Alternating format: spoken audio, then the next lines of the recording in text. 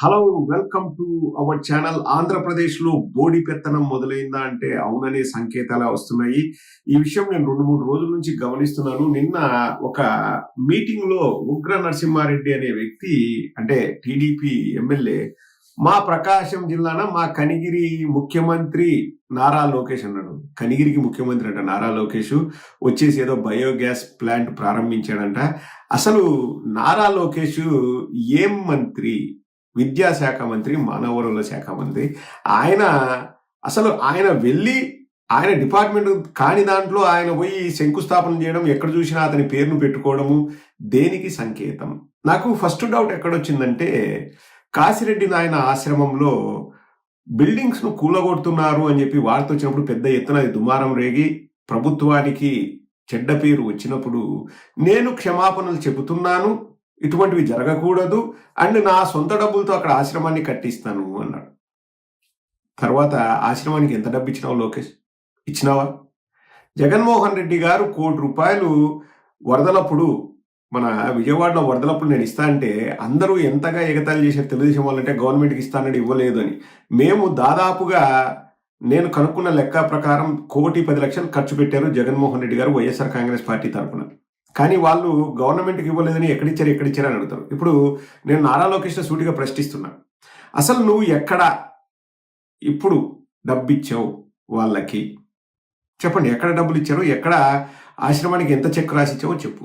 పోనీ ఇస్తానా ఇవ్వనా, ఇప్పుడు ఇస్తానా మళ్ళీ ఇస్తానని కాకమ్మ కథలు చెప్పొచ్చు. అటవీ శాఖ మంత్రి పరిధిలోకి వచ్చే ఆ విషయం గురించి నారా లోకేష్ మమ్మల్ని క్షమించండి, మమ్మల్ని ఇచ్చేయండి అజ్జేయండి అని మాట్లాడడంలో గల అంతర్యం ఏమిటి? ఫిబ్రవరిలో కూడా ఒక ఇష్యూ జరిగిందండి, చెప్తాను చూడండి. ఎక్కడ దుర్గగుడిలో ఒక ఇష్యూ జరిగింది. దుర్గగుడి ప్రసాదంలోనూ జోక్యం చేసుకున్నాడు. విజయవాడ కనకదుర్గం ఆలయంలో ఫిబ్రవరి 8న దుర్గమ్మను సందర్శించుకున్న ఓ భక్తుడు ప్రసాదంలో వెంట్రుకలు వచ్చాయని ఆగ్రహం వ్యక్తం చేశాడు. వెంట్రుక ఉన్న లడ్డు ప్రసాదాన్ని ఫోటోలు తీసి ఎక్స్లో పోస్ట్ చేశాడు. మంత్రులు లోకేష్, ఆనం రామనారాయణ రెడ్డిలను ట్యాగ్ చేశాడు. దీంతో దుర్గమ్మ భక్తులందరికీ క్షమాపణలు అంటూ లోకేష్ జవాబిచ్చాడు. ఇలాంటి ఘటనలు పునరావృతం కాకుండా చూసుకుంటామన్నారు. సంబంధిత మంత్రి కాకపోయినా లోకేష్ స్పందించడం చర్చకు దారి తీసింది. అయితే ఆ ఘటన జరిగిన నెల గడవక ముందే ప్రసాదంలో మేకు ప్రత్యక్షం కావడం గమనార్హం. అండ్ ప్రతిసారి ఈయన మీటింగ్లకు చీఫ్ సెక్రటరీ విజయానంద్ గారు హాజరు కావడం కూడా తీవ్ర చర్చనీయాంశం అవుతుంది. ఎందుకు విజయానంద్ గారు ఒక మంత్రికి సంబంధించిన ఏమైనా జరిగితే అక్కడికి వెళ్తున్నారు? నార్మల్గా చీఫ్ మినిస్టర్తో పాటు చీఫ్ సెక్రటరీ వెళ్తారు, కానీ ఒక సాధారణ మంత్రి అయిన నారా లోకేష్తో వెళ్ళడంలో గల అంతర్యం ఏంటి? అండ్ ఆల్సో ప్రతిదానికి హెలికాప్టరు లేకపోతే స్పెషల్ ఫ్లైట్లు తీసుకొని వెళ్ళడంలో ఉన్న ఆంతర్యం ఏమిటి? అసలు ఇవన్నీ ఒక ఎత్తు అయితే అండి, మామూలుగా బాగా ట్రై చేస్తాడు. దాని గురించి వస్తాను. ఒక ఫోటో చూపిస్తాను. ఆ ఫోటో చూపిస్తే మీ దిమ్మ తిరిగి మైండ్ బ్లాక్ కావడం ఖాయం. ఒకసారి ఈ ఫోటో చూడండి. పైన ఏం చదివిందండి? ఇక్కడ ఏముంది మీరు చూడండి. ఇది నారా లోకేష్ చీఫ్ గెస్ట్ అంట. ఇక్కడ చూడండి, కాదు చీఫ్ గెస్ట్ కూడా కాదు, శంకుస్థాపకులు. ఆంధ్రప్రదేశ్ ప్రభుత్వం రహదారులు మరియు భవనముల శాఖ. ఏ శాఖ అండి? ఆంధ్రప్రదేశ్ ప్రభుత్వము రహదారులు మరియు భవనముల శాఖ.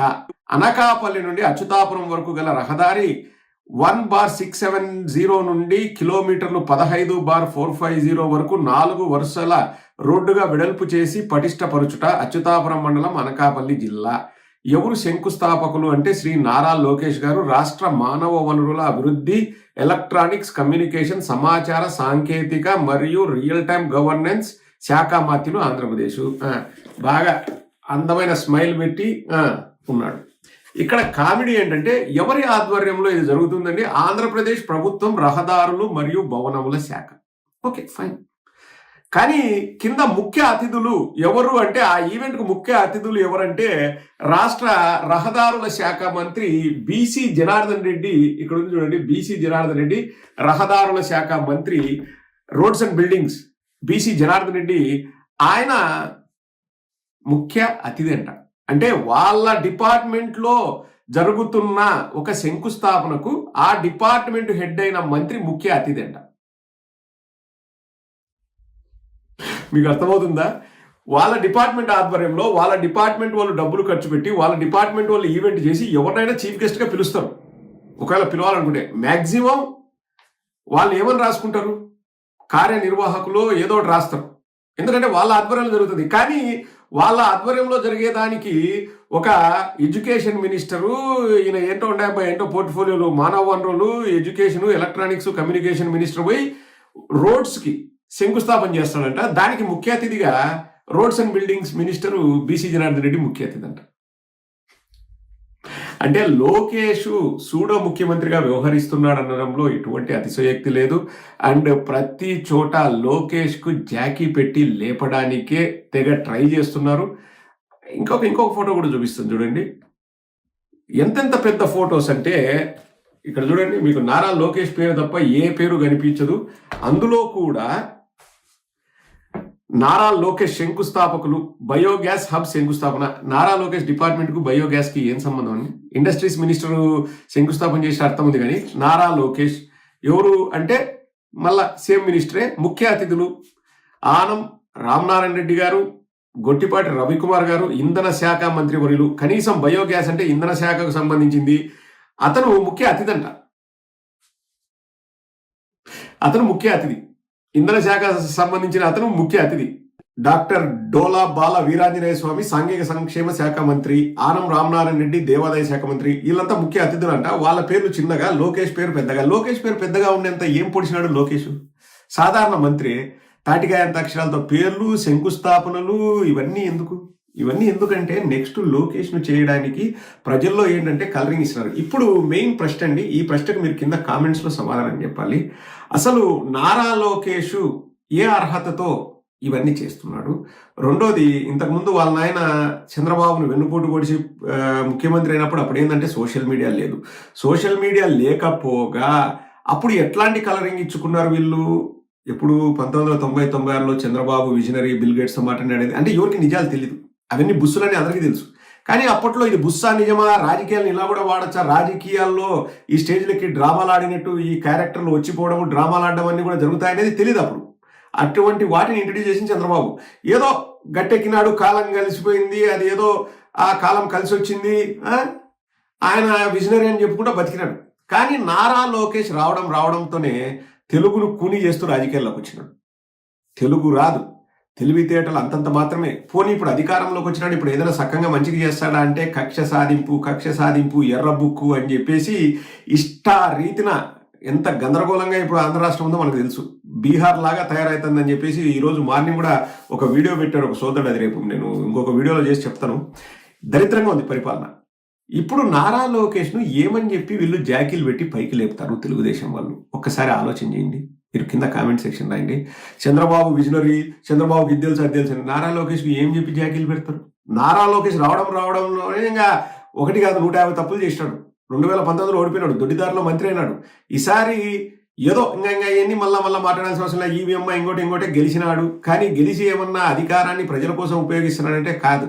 కక్ష సాధింపు చర్యలకు, హంగు ఆర్భాటాలు, దీంట్లో వచ్చినటువన్నీ కూడా ఈ బయోగ్యాస్ కానీ, ఎన్టీపీసీఎల్ కానీ, లేకపోతే ఇంకోటి అన్నీ కూడా జగన్మోహన్ రెడ్డి గారి హయాంలో చేసుకున్న ఒప్పందాలే. ఇప్పుడు వచ్చేసి వీళ్ళు ఏదో నేను చేస్తున్నా అని చెప్పేసి మాట్లాడతారు. దాని గురించి ఒకటి చెప్తాను, దాని గురించి ఆధారాలతో సహా చూపించి నేను ముగిస్తాను. ఈ రోజు రిలయన్స్ ఇండస్ట్రీస్ ముందుకు వచ్చింది. 65,000 కోట్ల పెట్టుబడి, దాదాపు 500 ప్లాంట్లు ఏర్పాటు చేస్తామని హామీ ఇచ్చారు. నిజంగానే ఈ సభాముఖంగా ముఖేష్ అంబానీ గారికి, అనంత్ కి, టిఎంఎస్ ప్రసాద్ గారికి, మాధవ్ గారికి, హరీంద్ర కే త్రిపాఠి గారికి నా హృదయపూర్వక ధన్యవాదాలు నేను తెలుపుకుంటున్నాను. ఈ పెట్టుబడుల ద్వారా ఆంధ్ర రాష్ట్రంలోని 2,50,000 మంది నిరుద్యోగ యువకులకి కూటమి ప్రభుత్వం ఉద్యోగాలు కల్పించబోతుంది. కూటమి ప్రభుత్వం ఉద్యోగ అవకాశాలు కల్పించబోతుందట. దాని గురించి ఇప్పుడు నేను చెప్తే అబద్ధం అవుతుందండి. ఇంతకు ముందు జగన్మోహన్ రెడ్డి గారి హయాంలో వచ్చిన జీవో 5 ఫిబ్రవరి 2024, అక్కడ కూడా పెడతాను, మన కమ్యూనిటీలో కూడా పెడతాను, 10 మందికి షేర్ చేయండి. ఇదిగోండి డేట్ చూడండి, ఫిబ్రవరి 5వ తేదీ. From Reliance bio energy limited, letter dated 19 January 2024. In the reference first read above, Reliance Bioenergy Limited have requested for providing certain fiscal and non-fiscal incentives for setting up compressed biogas projects in 2 phases across Andhra Pradesh with an investment of 1,920 crores and creating employment of 1,900 plus people in Andhra Pradesh under IDP 200327. Proposed to implement the project by September 2026. Government, after careful examinations of the decisions of the State Investment Promotion Board, hereby extend the following incentives to ML Reliance Bio Limited, power cost reimbursement. ఆ incentives అన్ని మేము ఇస్తామని చెప్పేసి మన state government, అంటే అప్పుడు ఉన్న state government Jaganmohan Reddy గారి హయాంలో ఉన్న స్టేట్ గవర్నమెంట్ వాళ్ళకి ఒక పర్మిషన్ కూడా ఇచ్చారు. మేము ఇవన్నీ ఇన్సెంటివ్స్ ఇస్తాము, మీరు వచ్చి పెట్టండి, ఏం పెట్టండి, కంప్రెస్డ్ బయోగ్యాస్ ప్రాజెక్ట్ మీరు చేపట్టండి అని చెప్పేసి రిలయన్స్ వాళ్లకు పర్మిషన్లు ఇచ్చింది జగన్మోహన్ రెడ్డి గారి ప్రభుత్వం. ఇప్పుడు వచ్చేసి కూటమి ప్రభుత్వం 2.5 లక్షల ఉద్యోగాలు ఇస్తుందంటే అది ఒప్పందం జరిగింది ఫిబ్రవరి 5, 2024 జగన్మోహన్ రెడ్డి గారు ముఖ్యమంత్రిగా ఉన్నప్పుడు. ఇంతకంటే సాక్ష్యాధారాలు చెప్పాలండి? ఇంకా యాడికి పోయినా నేను తీసుకొచ్చినా అంటే ఇంకా ఏం చెప్పగలం? కానీ బాగా తాపత్రయపడుతున్నాడు. అంటే ఇంకా నెక్స్ట్ నేనే ముఖ్యమంత్రిని నేను ప్రొజెక్ట్ చేసుకోవడానికి ఇంకా 6 నెలల్లో జరిగిన, సంవత్సరంలో జరిగిన ఆశ్చర్యపోవాల్సిన అవసరం లేదు. బట్ పవన్ కళ్యాణ్ పరిస్థితి ఏంది అంటే, తనకంటే చిన్నవాడై తనకంటే ఏమీ చేతగాని నారా లోకేష్ ముఖ్యమంత్రి అయితే పవన్ కళ్యాణ్ చేతులు కట్టుకుని జీ హుజూర్ అనాలనా? బట్ తెలుగుదేశం వాళ్ళు బాగా లేపాలని చూస్తున్నారు. ఇటువంటి అసమర్థుణ్ణి, ఇటువంటి మూర్ఖుని నేననట్లే, మూర్ఖుణ్ణి అని నారా లోకేష్ చెప్పుకుంటాడు. అటువంటి మూర్ఖుణ్ణి ముఖ్యమంత్రిని చేసుకుంటే మన రాష్ట్ర పరిస్థితి ఒకసారి ఆలోచించింది.